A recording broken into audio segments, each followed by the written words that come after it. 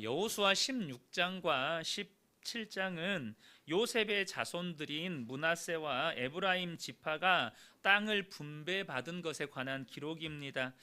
다들 아시는 것처럼 요셉은 야곱의 11번째 아들입니다. 그러므로 제비 뽑는 순서로 치면 한참 뒤에 뽑아야 마땅합니다. 그런데 유다 지파에 이어서 요셉 지파가 제비를 뽑습니다. 무엇보다 이 므낫세와 에브라임은 야곱의 손자들입니다. 그들은 엄밀히 말해 이스라엘 12지파에 들어갈 자격이 없는 자들이라는 것이죠. 우리나라식으로 이야기하면 지금 므낫세와 에브라임이 아버지 학렬로 올라가서 한 지파로서의 기업 혹은 할아버지의 유산을 아버지 몫으로 지금 자기들이 그것도 한 사람의 몫으로 받아내고 있는 것입니다. 그 이유는 전적으로 아버지 요셉 때문이었습니다. 하나님의 뜻에 순종하여 고난 가운데서도 하나님과 동행했던 요셉으로 인해 야곱의 가족들이 다 구원을 받는 그런 놀라운 구원의 통로로 쓰임 받았기 때문에 하나님은 이 요셉에게도 장자의 몫을 주신 것입니다. 야곱이 12아들을 축복할 때 유다에게는 실질적인 장자의 통치권을, 요셉에게는 장자의 명분을 주었습니다. 그것을 역대상에서 이렇게 설명을 합니다. 역대상 5장 2절을 보면 유다는 형제보다 뛰어나고 주권자가 유다에게서 났으나 장자의 명분은 요셉에게 있으니라. 그러니까 장자의 통치권은 유다에게, 그리고 장자의 명분은 요셉에게 이렇게 주었다는 것이죠. 므낫세와 에브라임은 오로지 아버지 요셉 때문에 할아버지 야곱으로부터 축복을 받아서 아버지의 반열에 올라서 각각 한 지파로 세워지게 되고, 또 유다 지파에 이어 두 번째로 제비를 뽑게 되고, 심지어 좋은 땅까지 차지하게 됩니다. 가나안 중심부에서 북쪽에 있는 이 사마리아 지역에 있는 이 에브라임 지파와 므낫세 지파, 이 지역이 이들에게 주어진 몫입니다. 이 지역은 이스라엘 역사에 있어서 중요한 이 중심축을 구성하는 지역인데요, 나중에 북이스라엘의 주요 지경이 됩니다. 그래서 왕조 시대에 들어가서 이 남과 북이 나뉜 후에 많은 선지자들에 의해서 이스라엘이라고 불리기도 하지만 이스라엘을 에브라임이라고 칭하기도 합니다. 그만큼 중요한 지역을 이들이 받았다는 거예요. 요셉으로 인해서 그 자손들이 복을 누리게 되는 것을 보면 부모가 믿음으로 살아가는 것이 얼마나 중요한 일인지를 우리는 배우게 됩니다. 모든 성도가 그렇지만 특별히 부모는 인생을 살아갈 때 아무 생각 없이 살면 안 된다는 것입니다. 나의 행동이, 나의 지금의 삶이 자손들에게 고스란히 그대로 영향력으로, 때로는 축복과 저주로 흘러간다는 사실을 생각하고 살아야 된다는 거예요. 내가 어떤 삶을 사느냐에 따라서 자손들이 받을 복이 결정돼요. 히스기야가 분명 믿음의 사람이었습니다. 그러나 그의 가장 큰 실수, 그의 가장 큰 어리석음은 자손들을 생각하지 않았다는 것입니다. 그가 병들어 나았다는 소식이 바벨론에 전해지게 되고 바벨론에서 사신단을 파견합니다. 그러나 이들이 히스기야를 병문안하는 것은 핑계였고 그 땅을 정탐하는 게 목적이었어요. 히스기야는 그것도 모르고 바벨론이라는 제국에서 자기에게 사신단, 자기 병문안하기 위해서 사신단을 파견했다는 것에 기뻐가지고 왕궁의 보물창고와 무기고를 다 열어서 모든 것을 보여주며 자랑했습니다. 하나님이 아니라 그가 가진 힘과 재물을 자랑한 히스기야를 향해서 하나님은 그가 보인 모든 것들이 바벨론에게 옮겨지고 또 심지어 그에게 태어날 자손들 중에는 바벨론의 환관이 될 자들이 있다는 무서운 말씀을 듣게 돼요. 여러분, 근데 그런 무서운 징계의 말씀을 들은 히스기야의 반응이 뭡니까? 이사야 39장 8절을 보면 히스기야가 이사야에게 이르되 당신이 이른바 여호와의 말씀이 좋소이다 하고 또 이르되 내 생전에는 평안과 견고함이 있으리로다 하니라. 이것이 히스기야의 가장 큰 실수였고 어리석음이었다는 거예요. 자기가 병들어 죽는다는 말씀 앞에서는 얼굴을 벽을 향하여 식음을 전폐하고 눈물로 침상을 적시면서 기도했어요. 그런데 나라가 망하고 자기 자손들 중에 바벨론의 환관이 된다는 말씀 앞에서는 여러분 자기만 평안하면 괜찮다고 하면서 지독하게도 이기적이게 여러분 기도도 하지 않아요. 기도도 안 한단 말이에요. 사랑하는 성도 여러분, 저는 우리 부모된 모든 성도님들에게 우리 자녀들이 복을 받을 씨를 심는 그런 믿음과 지혜가 있게 되기를 예수님의 이름으로 축복합니다. 오늘 여러분이 내뱉는 말이 자녀들의 삶에 거두는 좀 씨앗이 된다는 걸 아셔야 돼요. 오늘 여러분의 행동이 자녀들의 삶에서 열매로 거두는 심는 씨가 된다는 거예요. 요셉의 믿음은 하나님이 그 자손들에게까지 복을 주실 만큼 대단했지만 그 후손들인 이 에브라임과 므낫세 지파의 믿음은 너무나 실망적입니다. 먼저 그들은요 분배받은 땅에 대해서 여호수아에게 불평을 해요. 17장 14절을 보면 요셉 자손이 여호수아에게 말하여 이르되 여호와께서 지금까지 내게 복을 주심으로 내가 큰 민족이 되었거늘 당신이 나의 기업을 위하여 한 제비 한 분깃으로만 내게 주심은 어찌함이니이까. 우리는 지금 두 지파인데 어째 한 지파 목만 주냐 이거예요. 여러분, 실제 그들에게 주어진 땅은 대단히 컸어요. 그런데 여러분, 우리가 앞서도 나누었지만 축복은 믿음으로 싸워서 취하는 것입니다. 완성형으로 주어지는 게 아니에요. 다시 말해 그들은 자신들이 분배받은 땅 안에 있는 그 대부분의 영역들은 믿음으로 싸워서 점령해야 하는 땅이라는 거죠. 그런데 이들 지파는 싸워서 점령해야 하는 땅은 자기들에게 준 땅이 아니라고 생각을 한 거예요. 무엇보다 여러분, 여호수아가 에브라임 지파 출신이에요. 여호수아도 인간이잖아요. 그러면 자기 지파가 어찌 마음에 쓰이지 않겠어요? 갈렙이 속한 유다 지파가 헤브론 땅을 달라고 했을 때 지금 서로가 어떤 땅을 차지할 건가 막 긴장 상태에 있을 때 갈렙이 나서서 그 힘들고 어려운 땅 가겠다고 하니까 여호수아가 얼마나 힘을 얻고 위로를 받았겠어요. 여호수아는요 자신이 속한 에브라임 지파에게도 그런 믿음을 기대했을 거라고요. 그런데 에브라임 지파가 지금 자기에게 준 땅 적다고 불평하고 있는 거예요. 그 말을 들은 여호수아가 얼마나 근심이 되었겠습니까? 그것도 갈렙으로 인하여서 이스라엘 지파 족장들 사이에 이 영적인 분위기가 바뀌고 믿음의 반전이 일어난 상황에서 에브라임 지파의 불평, 이 요셉 족속들의 불평은 찬물을 끼얹는 게 돼버린 거예요.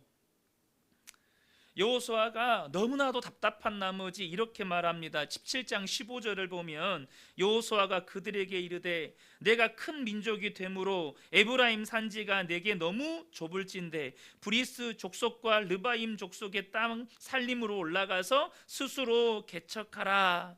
스스로 개척하라는 거예요. 그런데 이 말을 들은 에브라임과 므낫세 지파가 이렇게 대답을 합니다. 16절에 요셉 자손이 이르되 그 산지는 우리에게 넉넉하지도 못하고 골짜기 땅에 거주하는 모든 가나안 족속에게는 베스완과 그 마을들에 거주하는 자이든지 이스라엘 골짜기에 거주하는 자이든지 다 철병거가 있나이다.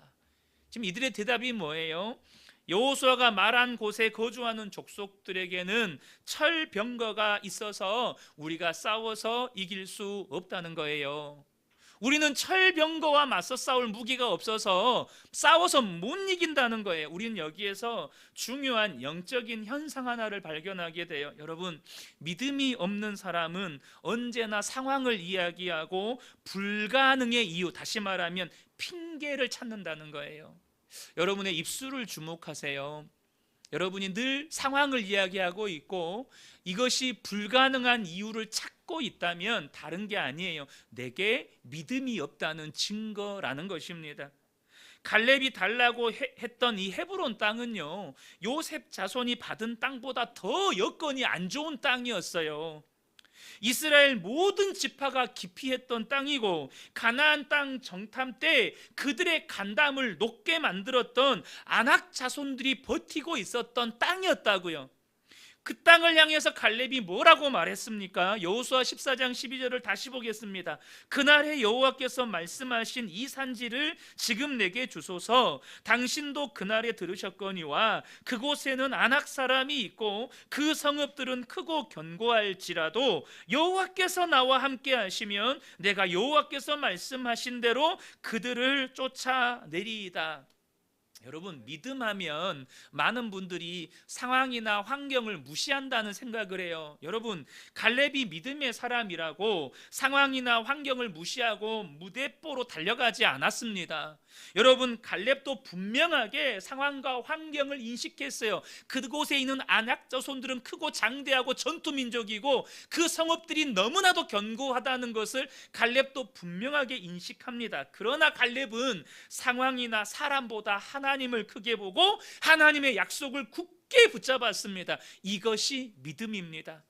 상황이나 현실이나 문제를 무시하라는 게 아니고요, 분명하게 현실을 인식해요. 현실을 봐요. 상황을 봅니다. 문제를 직시합니다. 그러나 문제보다 하나님을 크게 봅니다. 그리고 하나님의 약속을 굳게 붙잡아요. 그게 믿음이라는 거예요.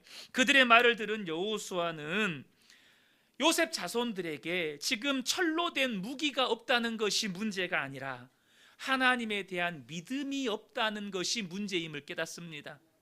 그래서 여호수아가 에브라임과 므낫세 지파에게 이렇게 말합니다. 17장 17절 18절입니다. 여호수아가 다시 요셉의 족속 곧 에브라임과 므낫세에게 말하여 이르되 너는 큰 민족이요 큰 권능이 있은즉 한 분깃만 가질 것이 아니라 그 산지도 내 것이 되리니 비록 살림이라도 내가 개척하라 그 끝까지 내 것이 되리라. 가나안 족속이 비록 철병거를 가졌고 강할지라도 내가 능히 그를 쫓아내리라 하였더라.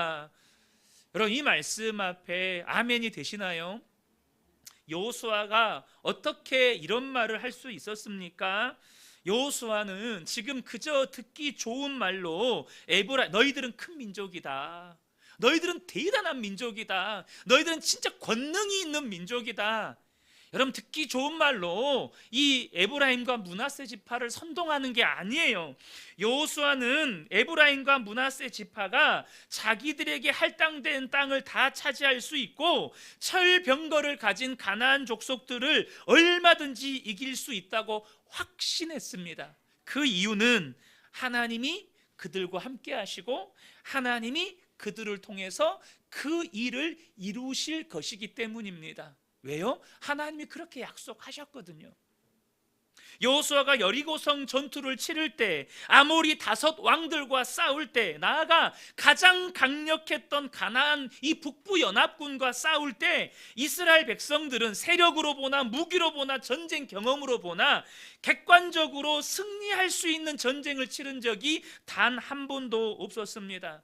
그러나 여호수아는 그때마다 그들과 함께 하시고 약속대로 승리하게 하신 하나님을 경험했다는 거예요. 그래서 에브라임과 므낫세 지파에게 가서 그 약속의 말씀 붙잡고 하나님 바라보면서 점령하라고 말했던 거예요. 문제는 에브라임과 므낫세 지파에게 그런 믿음이 없었다는 것입니다. 어쩌면 이것이 우리 믿음의 현실인지도 모르겠어요. 에브라임과 므낫세 지파가 여호수아가 이끄는 이스라엘 무리 전체와 함께 전쟁을 치를 때는 그들에게도 그런 믿음이 있는 줄 알았어요.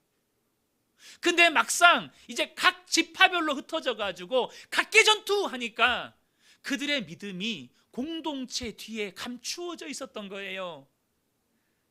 공동체 속에 함께 모여서 예배하고 은혜 받으면서 신앙생활할 때는 다들 그렇게 믿음이 있어 보입니다. 또한 믿음의 싸움에 있어서도 함께 영적인 승리도 경험해 봤어요. 그러나 삶의 현장으로 돌아가서 각자의 삶의 문제 앞에 서면 예배의 현장에서, 은혜의 현장에서 들었던 하나님의 말씀이 안 믿어져요. 상황과 환경만 보이고 원망과 불평만 나오는 것입니다. 여러분, 그들의 조상 요셉은 정말로 하나님을 믿는 믿음의 사람이었습니다. 형들에 의해서 죽임당할 뻔했고 노예로 팔려갔고 강간 미수범으로 누명을 쓰고 감옥에도 갇혔지만 애굽의 총리가 되어서 결국에는 형들 다 용서하고 온 가족들을 다 구원했습니다. 그러나 선조의 믿음이 좋다고 후손도 믿음이 꼭 좋은 것만은 아니라는 거예요. 이것이 무엇보다 우리에게 답답한 일입니다. 에브라임과 므낫세 지파는 정말로 훌륭한 믿음의 선조를 가졌지만 정작 자신들은 너무나도 형편없는 믿음을 가지고 있었다는 거죠. 그러면서도 헛된 자부심은 또 가득했어요. 이스라엘 역사를 보면 끊임없이 자기들 대접해달라고 요구하는 지파가 에브라임 지파예요. 왜 우리 무시하냐고 막 대드는 지파가 에브라임 지파예요. 우리는 여기서 또 한 가지 중요한, 앞서는 영적인 현상이었고요, 영적인 원리를 하나 발견할 수 있습니다. 성도가 어떤 문제나 고난 앞에서 실패를 경험했다면 그것은 문제나 고난이 너무 커서가 아니라 믿음이 없었기 때문이라는 사실이에요. 여기서 말하는 실패는 일이 되느냐 안 되느냐, 내가 계획한 일을 성공했느냐 실패는 이런 개념이 아니에요. 믿음대로 사는 일에 실패한 거예요. 사랑하는 일에 실패하고, 용서하는 일에 실패하고, 말씀에 순종하는 일에 실패하고, 또한 내가 원하는 대로 되어지지 않았다고, 내 환경이 풀리지 않았다고, 내 속에서 감사와 기쁨과 평안보다는 원망과 불평이 터져 나오고 좌절과 낙심이 내 마음을 사로잡고, 다 뭐 때문입니까? 믿음이 없기 때문입니다. 모든 실패의 원인은 믿음의 부재였기 때문이라는 거예요. 그러므로 여러분, 우리는 항상 나의 믿음을 점검해야 한다는 것입니다. 지금 나는 갈렙과 같은 믿음의 사람입니까? 아니면 요셉의 후손들과 같은 믿음의 사람인가 하는 것입니다. 우리들의 문제는 우리가 갈렙보다는 요셉의 후손들과 같다는 겁니다. 삶의 고난이 오고 어려움이 올 때 문제나 상황보다 하나님을 크게 보고 하나님의 약속을 붙잡고 그 문제를 헤쳐나가야 하는데 그러지를 못하고 두려워하고 염려하고 불평하고 원망하면서 상황 이야기하고 불가능한 이유를 찾습니다. 지금 에브라임과 므낫세 지파의 모습들은 어쩌면 우리 믿음의 현 주소를 보여주고 있는지 몰라요. 예수님은 제자들에게 예수를 믿으면 어떤 삶을 살게 되는지를 말씀해 주셨습니다. 요한복음 6장 38절입니다. 나를 믿는 자는 성경의 이름과 같이 그 배에서 생수의 강이 흘러나오리라. 이것만이 아닙니다. 요한복음 14장 12절에 나를 믿는 자는 내가 하는 일을 그도 할 것이요 또한 그보다 큰 일도 하리니, 주님이 우리에게 말씀하셨습니다. 도대체 어떤 믿음이 이런 삶을 살게 하느냐는 거예요. 많은 성도들이 예수를 믿는다고 고백할 때 나는 예수 믿고 모든 죄가 사함 받았습니다 라고 고백합니다. 그러나 그런 믿음으로는 방금 읽었던 예수님이 말씀하신 삶을 살 수가 없습니다. 심지어 방금 읽었던 요한복음 6장 38절과 요한복음 14장 12절의 말씀이 아예 믿어지지 않는 분들도 계세요. 무슨 말입니까? 예수 믿는다고 다 똑같은 믿음은 아니라는 것입니다. 믿음에도 차원이 달라요. 믿음에도 수준이 있습니다. 예수님이 말씀하신 그런 삶을 사는 믿음은 그저 나는 예수 믿었고 모든 죄가 사함 받았습니다 라는 정도가 아니라 정말로 중요한, 내 모든 죄를 사하신 그 예수님이 내 안에 계시고 나도 예수님 안에 거하는 믿음이어야 한다는 거예요. 요한복음 15장 5절의 말씀입니다. 너무나도 유명한 말씀인데요, 우리가 함께 읽겠습니다. 시작. 나는 포도나무요 너희는 가지라. 그가 내 안에 내가 그 안에 거하면 사람이 열매를 많이 맺나니 나를 떠나서는 너희가 아무것도 할 수 없음이라. 주님이 분명히 말씀하셨어요. 예수님이 내 안에 거하시고 내가 예수님 안에 거하는 사람은 열매를 많이 맺는데요, 그 배에서 생수의 강이 흘러넘치고 예수님이 하신 일도 하고 그보다 더 큰 일도 하는 열매가 맺어지게 된다는 거예요. 여러분, 우리가 믿음을 점검한다고 말할 때 바로 이것을 점검해야 하는 거예요. 그래서 사도 바울은 자신의 믿음을 갈라디아서 2장 20절에서 이렇게 고백을 했어요. 갈라디아서 2장 20절. 내가 그리스도와 함께 십자가에 못 박혔나니 그런즉 이제는 내가 사는 것이 아니요 오직 내 안에 그리스도께서 사시는 것이라. 내 안에는 오직 예수님만 계십니다. 이것이 사도 바울의 믿음의 고백이었다는 거예요. 그러면 어떤 분들은 이 말씀을 들으면 나는 갈렙의 믿음이라기보다는 나는 요셉의 자손들과 같은 믿음밖에 없는데 도대체 어떻게 해야 되나 라는 절망이 들지 않겠습니까? 이 지점에서 우리가 놓치지 말아야 할 것이 하나 있습니다. 그게 뭐냐면 주님은 요셉 자손과 같은 믿음밖에 없는 사람도 얼마든지 갈렙과 같은 믿음으로 바꾸시는 분이시라는 거예요. 이게 중요합니다. 내 믿음은 그 수준이라 할지라도 공동체 안에서는 뭔가 믿는 것 같지만 막상 삶의 현장 가보면 문제 앞에서 원망과 불평만 하고 있고 도무지 믿음으로 뭔가를 할 신용조차도 하지 못하고 있는 내 믿음의 수준이라 할지라도 주님은 요셉의 자손들과 같은 그 믿음을 갈렙과 같은 믿음으로 얼마든지 바꾸실 수 있어요. 고린도후서 5장 17절에 그런즉 누구든지 그리스도 안에 있으면 새로운 피조물이라. 이전 것은 지나갔으니 보라 새 것이 되었도다. 여기서 주목해야 될 것이 있는데요, 누구든지라는 단어예요. 누구든지. 사도 바울은 누구든지 그리스도 안에 있으면 새로운 피조물이 된대요. 왜 사도 바울이 이런 말을 한 것입니까? 그 누구든지에 자신도 포함되어 있기 때문이에요. 여러분, 사도 바울이 어떤 사람이죠? 교회 박해에 앞장섰던 예수님의 원수였던 사람입니다. 그런 자신의 과거를 알기에 바울이 자신을 향해서 죄인 중에 괴수라고 고백을 합니다. 만약 하나님께서 새로운 피조물 될 자격 조건에서 하나님과 원수였던 사람을 제외시킨다면 바울에게는 기회도 없는 거예요. 하지만 하나님은 어떤 사람도, 심지어 하나님의 원수도 제한하지 않으셨습니다. 그렇다면 지금 나의 믿음이 아무리 형편없다 할지라도 주님은 얼마든지 나를 새로운 피조물로 만드실 수 있다는 거예요. 우리가 그런 믿음을 갖기 위해서 반드시 해야 할 일이 있습니다. 단순히 예수 믿었으니 죄사함 받았다고 여기는 현재의 믿음에 안주하지 말아야 한다는 거예요. 요셉의 믿음을 성경은 분명하게 기록합니다. 창세기 39장 2절과 3절입니다. 여호와께서 요셉과 함께 하심으로 그가 형통한 자가 되어 그의 주인 애굽 사람의 집에 있으니 그의 주인이 여호와께서 그와 함께 하심을 보며 또 여호와께서 그의 범사에 형통하게 하심을 보았더라. 요셉의 믿음을 한마디로 이야기하면 하나님과 동행하는 믿음이었습니다. 그런데 제가 이 구절을 묵상하면서 제 눈에 들어왔던 것은 요셉의 주인이 요셉이 하나님과 동행하는 것을 보았다는 구절입니다. 이 무슨 말입니까? 요셉이 평상시에 얼마나 하나님을 의지하고 하나님을 붙들고 바라보며 살았던지 그의 주인이 요셉을 보면 요셉이 하나님만 의지하고 하나님만 붙들고 하나님만 바라보며 사는 것이 보였다는 거예요. 여러분, 주님이 나의 믿음을 갈렙이나 요셉과 같은 믿음으로 바꿔주시는 은혜를 경험하려면 반드시 지금 나와 함께 하시고 나와 동행하시는 주님을 바라보고 사셔야 한다는 것입니다. 히브리서 12장 2절 믿음의 주요 또 온전하게 하시는 이인 예수를 바라보자. 믿음은 예수님으로부터 시작되고 믿음은 예수님만 우리를 온전케 하십니다.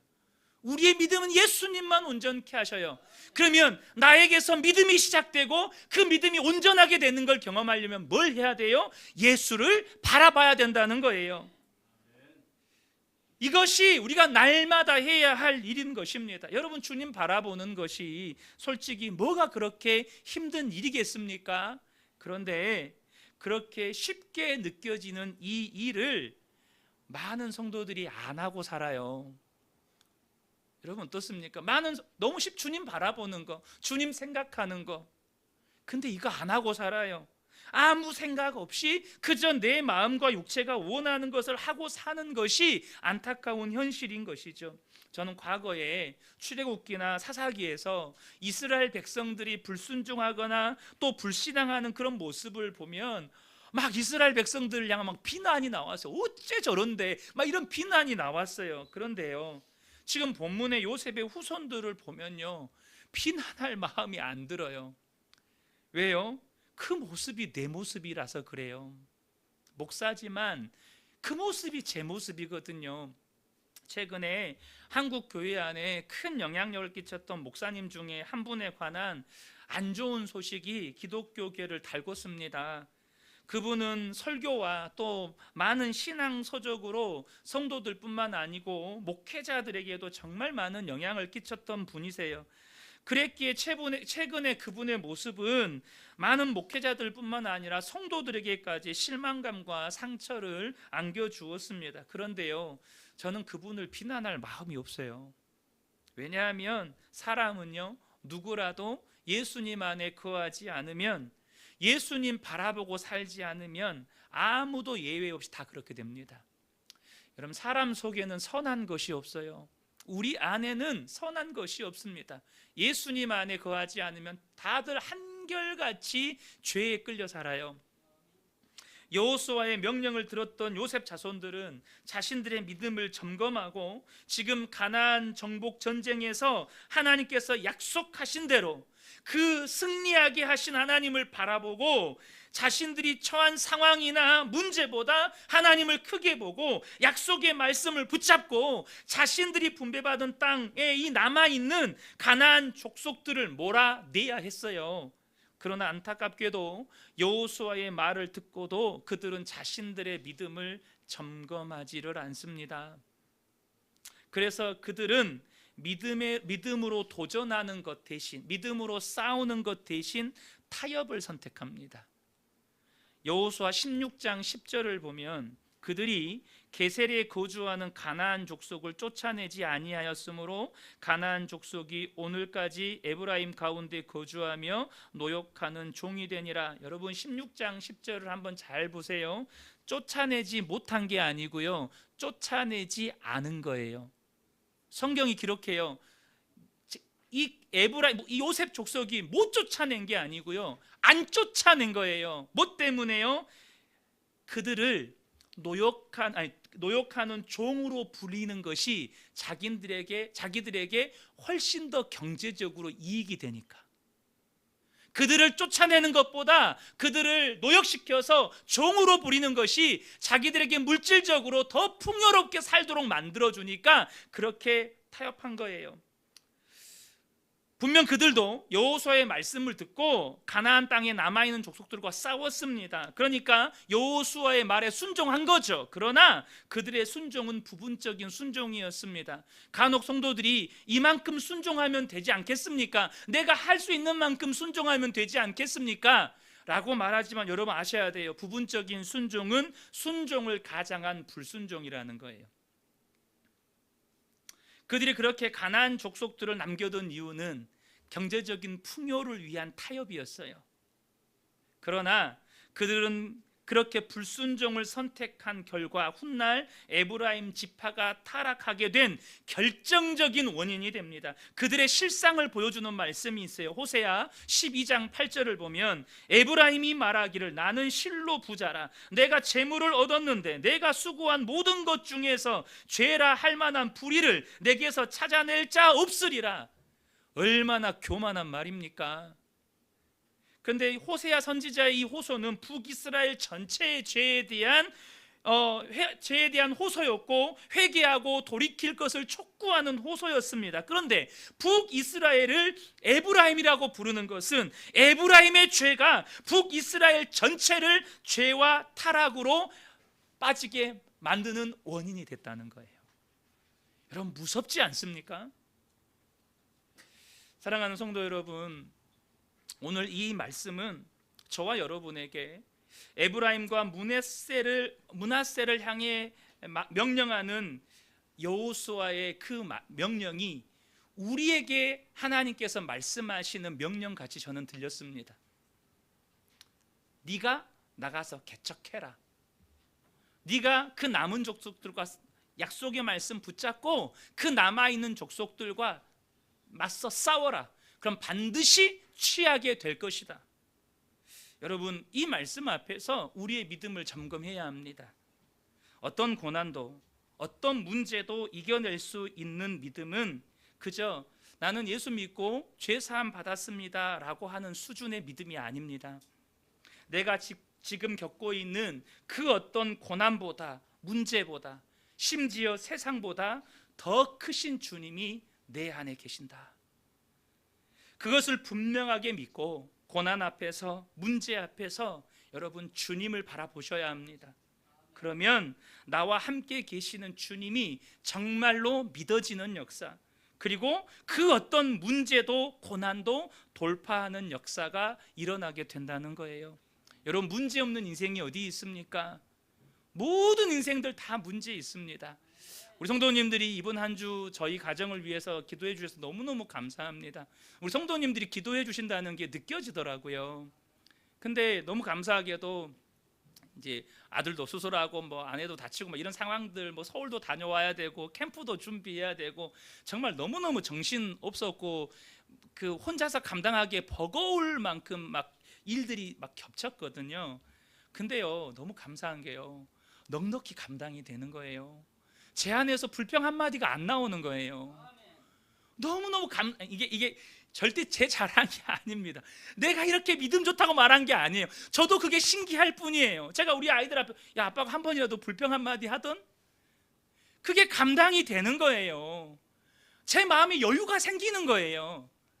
이유는 딴 게 아니라 제가 믿음이 대단해서가 아니라 설교 하나 준비하더라도 주님 도와주세요, 성령님 도와주세요, 끊임없이 주님 바라보는 것밖에 없어요. 근데 나도 모르게 마음에 여유가 있고 평안이 있고 기쁨이 있고 감사가 되는 거예요. 사랑하는 성도 여러분, 믿음은 주님을 바라보는 데서 나옵니다.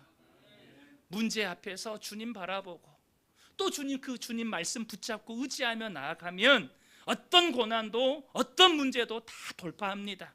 이 은혜가 우리 모든 성도님들에게 임하시기를 예수님의 이름으로 축복합니다.